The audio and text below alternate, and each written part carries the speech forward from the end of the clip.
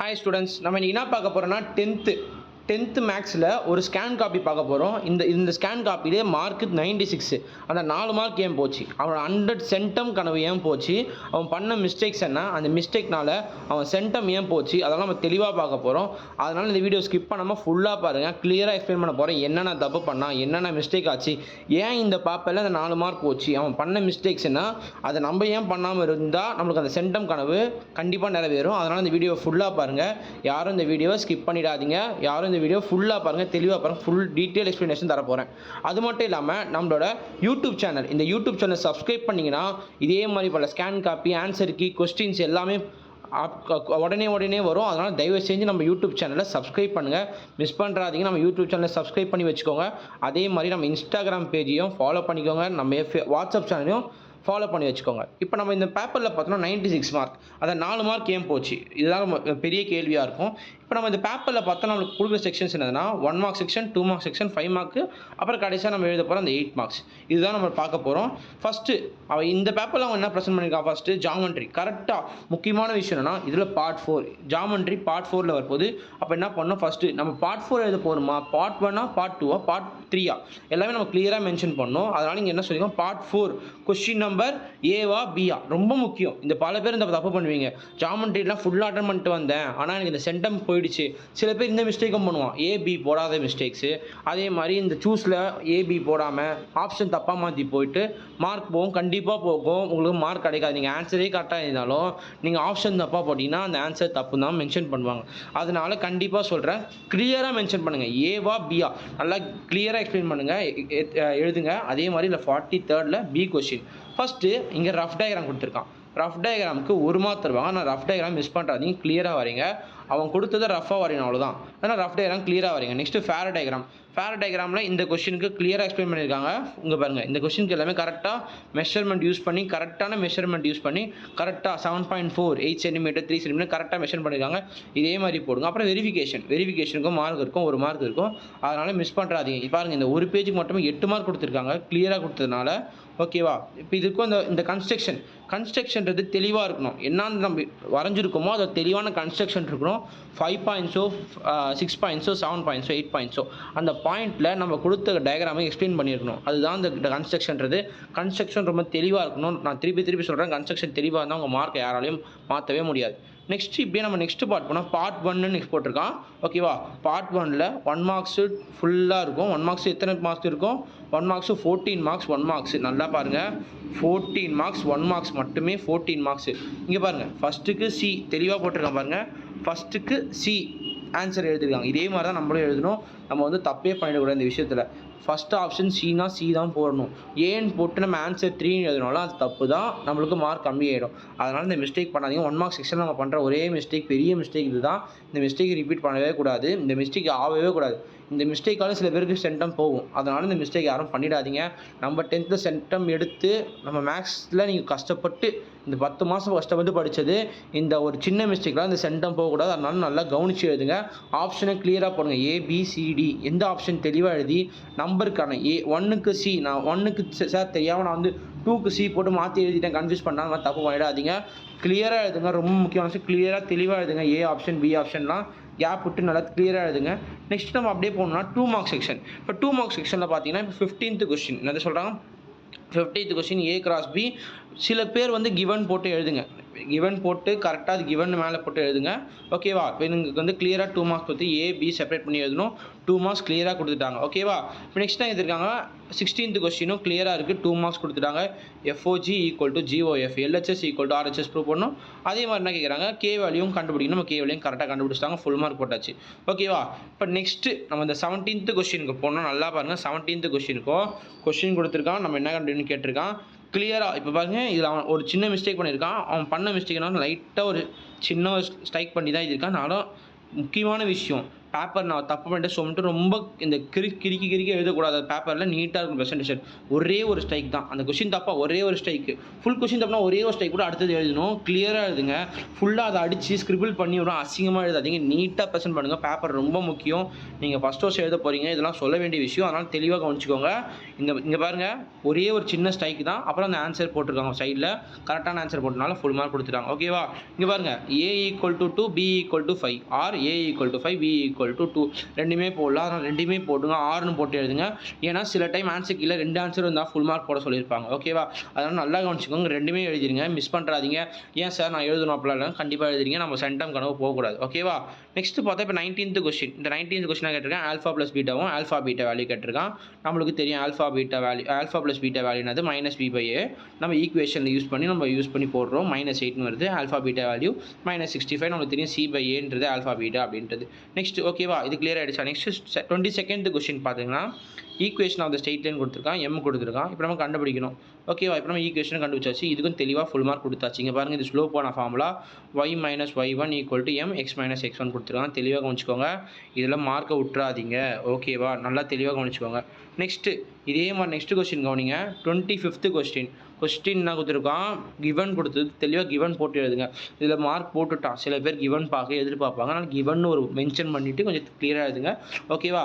Next volume of the சிலிண்டரோட ஃபார்முலாவை தெளிவாக எழுதுங்க. அதை விட்டுறாதீங்க. அதுக்கும் மார்க் இருக்குது. ஒரு மார்க்கில் தான் அரை மார்க் கொடுப்பாங்க. அதை மிஸ் பண்ணுறாதீங்க. ஓகேவா? இப்போ ஸ்டேட்டாக சப்ஸ்டிட் பண்ணுறாங்க. ஆன்சர் கிடச்சிச்சு. ரொம்ப முக்கியமான விஷயம், வால்யூமுக்கு க்யூப்னு போடணும் பவரில். அதே மாதிரி ஏரியாவுக்கு ஸ்கொயர்னு போனால் ரொம்ப முக்கியமான விஷயம். இது நிறைய பேர் மிஸ்டேக் பண்ணி மார்க் போவோம். அதனால் நம்ம திருப்பி சொல்கிறேன், இந்த மாதிரி சின்ன மிஸ்டேக்கில் உங்கள் மார்க்கை விட்டுறாதீங்க. இங்கே கிளியராக க்யூப்னு போட்டதுனால ஃபுல் மார்க் கொடுத்துட்டாங்க. ஓகேவா? 26th கொஸ்டின் நல்லா பாருங்கள். 26th கொஸ்டினுக்கும் கிளியராக ஆன்சர் எழுதியாச்சு. கோஎஃபிஷியன்ட் ஆஃப் ரேஞ்ச் கண்டுபிடிச்சாச்சு. ஃபார்முலா யூஸ் பண்ணி அதுக்கும் சப்ஸ்டிட் பண்ணிவிட்டு ஆன்சர் போடுறோம். ஓகேவா? இப்போ நெக்ஸ்ட் 24th கொஸ்டினுக்கும் கிளியராக கொடுத்துருக்காங்க. πr² வேல்யூ என்னதுன்னு நம்ம TSA ஹெமிஸ்பியர் கண்டுபிடிக்கணும். நம்மளுக்கு TSA ஹெமிஸ்பியர் ஃபார்முலா 3πr². என்னது 3πr². இப்போ 3πr² நம்மளுக்கு πr² வேல்யூ தெரியும். 3 × அந்த வேல்யூ போடலாமா? கிடச்சிடும் ஆன்சர். நெக்ஸ்ட்டு இங்கே பாருங்கள், இந்த கொஸ்டின் தான். இங்கே பாருங்கள், இந்த கொஸ்டினில் தான் 1 மார்க் போயிருக்கு. அந்த 1 மார்க் போனது காரணம் நான் இப்போ சொல்கிறேன். இங்கே பாருங்கள், HCF ஆஃப் 23 and 12 எல்லாமே போட்டிருக்கான். நல்லா கவனிங்க. எல்லாமே கரெக்டாக போட்டு வந்து கடைசியில் 1ன்ற போட வேண்டிய இடத்துல அவன் 11 போட்டிருக்கான். நல்லா கவனிங்க ஸ்டூடெண்ட்ஸ், நல்லா கவனிங்க. இங்கே பாருங்கள், 28th கொஸ்டினில் அந்த 1 மார்க் போனது காரணம் அது 1 வர வேண்டிய ஆன்சரில் 11 போட்டிருக்கான். இதனால் அவனுக்கு அந்த 1 மார்க் போயிடுச்சு. இது கம்பல்சரி கொஸ்டின். இது நம்ம வந்து இந்த பேஜ் நம்பர் இந்த இதில் பேஜ் நம்பர் நல்லா கவனிச்சுக்கோங்க. இது 28th கொஸ்டினில் 1 மார்க் போனது காரணம் என்னது, அவன் கடைசியில் எழுதும்போது தப்பாக எழுதியிருக்கான். 1ன்னு போன இடத்துல மாற்றி போட்டிருக்கான். இந்த மிஸ்டேக் நீங்களும் பண்ணக்கூடாது. இந்த மிஸ்டேக் பண்ணால் உங்களுக்கும் இந்த மார்க் போயிடும். பார்த்தீங்களா, அவன் எவ்வளோ கஷ்டப்பட்டு மற்றவங்களாம் கரெக்டாக போட்டு வந்து கடைசியில் ஒரு சின்ன மிஸ்டேக், ரொம்ப பெரிய சின்ன மிஸ்டேக்கில் மார்க் போயிருக்கு. அதனால் நல்லா கவனிச்சுக்கோங்க. ஓகேவா? மற்ற கொஸ்டின்லாம் கிளியராக ஃபுல் மார்க்ஸ் 18th கொஸ்டின் கரெக்டாக தெளிவாக போட்டிருக்காரு. சிம்பிளிஃபை பண்ணியிருக்காரு. கரெக்டாக மார்க் வந்துடுச்சு. இப்போ நம்ம பார்ட் 3 இங்கே பாருங்கள், பார்ட் 3 மென்ஷன் பண்ணி 29th கொஸ்டின் ஏவோட வேல்யூ நம்பியோட கண்டுபிடிச்சிக்கலாம். சிஏ கண்டுபிடிச்சிட்டு ஈக்குவேஷன் வெரிஃபை கொஸ்டின், அதாவது LHS = RHS ப்ரூவ் பண்ணோம். அதுவும் ப்ரூவ் பண்ணிட்டாங்க. கடைசியில் போட்டு hence proved LHS = RHS first equation = second equation எல்லாம் தெளிவாக போட்டிருக்காரு. என்ன ஈக்குவேஷன் ஃபார்முலா கொடுத்துருக்காங்க அதையும் தெளிவாக போட்டு என்ஸ் ப்ரூவ் போட்டுருக்காங்க. ஃபுல் மார்க் கொடுத்தாச்சு. ஓகேவா? இப்போ நெக்ஸ்ட் நம்ம பார்த்தோம்னா AB போட்டிருக்கோம். FA of x = 2x - 1. இப்போ நம்ம என்ன பண்ணுறோம், 0 1 2 3 3 வேல்யூ சப்ஸ்டிட் பண்ணுறோம். அப்புறம் ஆரோ டயக்ராம் யூஸ் பண்ணுறோம். அப்புறம் டேபிளர் ஃபார்ம். இந்த டேபிளர் ஃபார்மில் x = என்ன கொடுத்துருக்கான், 0 1 2 3. ஓகேவா? அதே மாதிரி y = 1 3 5 7 எல்லாத்தையும் தெளிவாக மென்ஷன் பண்ணியிருக்காங்க. இங்கே பாருங்கள், ஆரோ டயக்ராமுக்கும் இதுவும் தெளிவாக மென்ஷன் ஆயிருக்கு. அதனால் யாரும் இந்த தப்பு பண்ணிடாதீங்க. நெக்ஸ்ட்டு ஆர்டர் பேர். இங்கே பாருங்கள், ஆர்டர் பேர்னா ஒன்றுமே இல்லை. இப்போ எக்ஸுக்கு 0 இருக்குது. அதேமாதிரி ஒயில் அதே கீழே என்ன இருக்குது, 1 0, 1 1, 3 2, 5 3, 7 இதே மாதிரி மென்ஷன் பண்ணணும். ஓகேவா? 4th ஈக்குவேஷன் ஜென்ரலைஸ்டு ஃபார்மு கிராஃபிக்கலில் மென்ஷன் பண்ணணும். ஓகேவா? நெக்ஸ்ட்டு 33rd கொஸ்டினுக்கும் ஃபுல் மார்க் கொடுத்தாச்சு. கரெக்டாக ப்ரூவ் பண்ணியாச்சு. ஃபார்முலாவில் சப்ஸ்டிட் பண்ணி கரெக்டாக ப்ரூவ் பண்ணி ப்ரூவ் பண்ணிட்டாரு. = 0. ஓகேவா? நெக்ஸ்ட் என்ன பண்ணுறோம், ஸ்கொயர் ரூட் கண்டுபிடிக்கிறோம். அதுவும் கண்டுபிடிச்சிட்டாரு. Square root கண்டுபிடிச்சிட்டாரு. இந்த ஈக்குவேஷனுக்கு ஸ்கொயர் ரூட் என்னது 18x² - x + 1 கண்டுபிடிச்சார். நெக்ஸ்ட்டு 35th கொஸ்டின், அதுக்கும் நம்ம போட்டாச்சு. Area of the quadrilateral formula use பண்ணி நம்ம அந்த கிராஃபும் வரையணும். மறந்துடாதீங்க, கிராஃப் வரையணும். இதுக்கு கிராஃப் வரைஞ்சி ஃபார்முலா யூஸ் பண்ணி கரெக்டாக சப்ஸ்டிட் பண்ணி ஆன்சர் 35 ஸ்கொயர் யூனிட்ஸ். இங்கே பாருங்கள், நம்மளுக்கு சென்டிமீட்டர் கொடுக்குறானோ குடிக்கலையோ மீட்டர் எதுவுமே மென்ஷன் பண்ணாலும் யூனிட்ஸுன்றதுமே மென்ஷன் பண்ணணும். அப்போ ஸ்கொயர் யூனிட்ஸும் மென்ஷன் பண்ணணும். ஓகேவா? இந்த ஸ்கொயர் யூனிட்ஸு அதே மாதிரி வால்யூம் கேட்கும்போது கியூப் யூனிட்ஸுன்றது மிஸ் பண்ணுறாதீங்க, மார்க் போயிடும். ஓகேவா? நெக்ஸ்ட்டு 37th கொஸ்டினுக்கும் தெளிவாக ஆன்சர் போட்டிருக்காரு. மார்க் கொடுத்துட்டாங்க. எக்ஸ் வேல்யூ கண்டுபிடிச்சாச்சு, அதே ஒய் வேல்யூ கண்டுபிடிச்சிருக்கோம். அதே மாதிரி டிஸ்டன்ஸ் எக்ஸ் ப்ளஸ் ஒய்யும் கண்டுபிடிச்சார். இப்போ இங்கே நல்லா கவனிங்க, இதுதான் ஒரு சின்ன மிஸ்டேக்கால அவருக்கு 1 மார்க் போயிருக்கு. ஓகேவா? இந்த 38th கொஸ்டினில் 1 மார்க் போனது காரணம் என்னென்னு பாருங்கள். 38th கொஸ்டின்லாம் given R small R capital R H எல்லாமே போட்டிருக்காரு. ஃபார்மலைஸ் பண்ணி கரெக்டாக சப்ஸ்டிட் பண்ணி வந்திருக்காரு. அவர் பண்ண சின்ன மிஸ்டேக் என்னன்னா 22 × 15 × 147 வேல்யூ என்னன்னா 48,000. நல்லா பாருங்கள் 48,510 தான். அந்த 0 தான் கரெக்டான, அதாவது 48,510 தான் கரெக்டான ஆன்சர். சென்டிமீட்டர் கியூபும் கரெக்டாக போட்டிருக்கு. ஆனால் அவர் பண்ண மிஸ்டேக் என்னன்னா 0 தூக்கி கொஞ்சம் மேலே எழுதிட்டாரு. அது நம்ம மேலே எழுதும்போது அவங்க 0ன்னு கன்சிடர் பண்ணல. அது வேறு எதுவும் நம்பரில் மிஸ்டேக்கு இல்லைனா அது ஒரு டிகிரி மாதிரி மென்ஷன் பண்ணிட்டாங்க, நினச்சிக்கிட்டாங்க. அதனால் அந்த மார்க் போயிருக்கு. நல்லா கவனிச்சுக்கோங்க, ஆன்சர் கரெக்டு தான். இங்கே பாரு, நல்லா கவனிச்சுக்கோங்க, ஆன்சர் கரெக்டு தான். அந்த 1 மார்க் போனது காரணம் என்னது? கேர்லெஸ்னஸ். அந்த 0 பொறுமையாக கீழே எழுதியிருந்தால் அந்த ஃபுல் மார்க் கொடுத்துருப்பாங்க. இப்போ 41st கொஸ்டினில் என்ன பண்ணியிருக்காங்க, அதுக்கும் ஃபுல் மார்க் கொடுத்துருக்காங்க. ஏபிக்கு ரெண்டுத்துக்கும் ஃபுல் மார்க் கொடுத்துருக்காங்க. ஓகேவா? இப்போ நம்ம நெக்ஸ்ட்டு பார்த்தோன்னா 38th கொஸ்டின் பாருங்கள். இங்கே பாருங்கள், 38th கொஸ்டின் நம்ம பார்த்தாச்சு. இப்போ நம்ம 41st கொஸ்டின் பாருங்கள். இந்த 41st கொஸ்டின் என்ன பண்ணியிருக்காங்க, ஏ யூனியன் பி தான் கண்டுபிடிச்சிருக்காங்க. ஆனால் அவங்க கொஸ்டினை கேட்டது ஏ இன்டர்செக்ஷன் பி. நல்லா கவனிங்க, ஏ இன்டர்செக்ஷன் பி கேட்ட இடத்துல இவங்க ஏ யூனியன் பி போட்டதுனால அவங்களுக்கு எவ்வளோ கிடச்சிருக்க மார்க்கு? வெறும் 3 மார்க் தான் கிடச்சிருக்கு. அந்த 2 மார்க் போயிடுச்சு. நல்லா கவனிச்சுக்கோங்க, அந்த மார்க் எங்கெங்கே மிஸ்டேக் பண்ணியிருக்காங்க பாரு. சின்ன மிஸ்டேக், இது கேர்லெஸ் மிஸ்டேக். இந்த மிஸ்டேக் யாரும் பண்ணவே கூடாது. இந்த கேர்லெஸ் மிஸ்டேக் பண்ணதுனால தான் இப்போ அந்த 28 கொஸ்டினில் மார்க் போயிருக்கு, 38 கொஸ்டினில் மார்க் போயிருக்கு, 14 கொஸ்டினில் மார்க் போயிருக்கு. இந்த 38 கொஸ்டினை நம்ம நோட் பண்ணோம்னா நம்ம நல்லாவே தெரியும், அந்த 0 கிளியராக இருந்தால் ஒரு ஃபுல் மார்க், அந்த 1 மார்க் கிடச்சிருக்கும். அந்த 1 மார்க் கிடச்சா ஒரு ஸ்கோர் 97 ஆயிருக்கும். மீதி இந்த 3 மிஸ்டேக் கூட பார்த்தீங்கன்னா சின்ன கேர்லெஸ் மிஸ்டேக். இந்த சின்ன கேர்லெஸ் மிஸ்டேக்கால தான் அவருக்கு மார்க்கே போயிருக்கு. இங்கே பாருங்கள், எல்லாம் கிளியராக இருக்குது. பி ஆஃப் என்னது, பி ஆஃப் பி என்னது. ஆனால் கடைசியில் ஏ இன்டர்செக்ஷன் பி கண்டுபிடிக்க வேண்டிய இடத்துல யூனியன் கண்டுபிடிச்சதுனால 2 மார்க் போயிடுச்சு. அதனால் ஆன்சரும் தப்பாக வந்துச்சு. ஓகேவா? இப்போ 42nd கொஸ்டின் எல்லாமே கிளியராக இருக்குது. எல்லாமே கரெக்டாக ஆன்சர் போட்டு ஃபுல் மார்க் எடுத்துருக்காங்க. நெக்ஸ்ட் என்னது 34th கொஸ்டின் எல்லாமே கிளியராக இருக்குது. எல்லா ஸ்டேட்மெண்ட்டும் கிளியராக இருக்குது. இது தியரம் கொடுத்துருக்காங்க, ஸ்டேட்மெண்ட் கொடுத்துருக்காங்க. பேசிக் ப்ரொபோஷனாலிட்டி தியரம் கேட்டிருக்காங்க, அதாவது தேலஸ் தியரம் சொல்லுவோம் நம்ம. அதை அதுவும் கிளியராக ஃபுல்லாக எழுதியிருக்காரு. ஸ்டேட்மெண்ட் கொடுத்துருக்காங்க, டயராம் வரைஞ்சிருக்கோம், கிவன், ப்ரூஃப், கன்ஸ்ட்ரக்ஷன் என்ன வரையணும், ஸ்டேட்மெண்ட் அண்ட் ரீசன்ஸ் எழுதியிருக்காங்க. தெளிவாக இருக்குது. இதுக்கு ஃபுல் மார்க்கும் போட்டாங்க. பார்த்தீங்களா? நம்ம தெளிவாக நம்ம ஆன்சர் ப்ரெசென்ட் பண்ணோம்னா நம்மளுக்கு ஃபுல் மார்க் கிடச்சிடும். யாராலையும் எதுவும் பண்ண முடியாது, மார்க்கில் கை வைக்க முடியாது. நெக்ஸ்ட்டு 44th பி, அதாவது என்னது, கிராஃப்.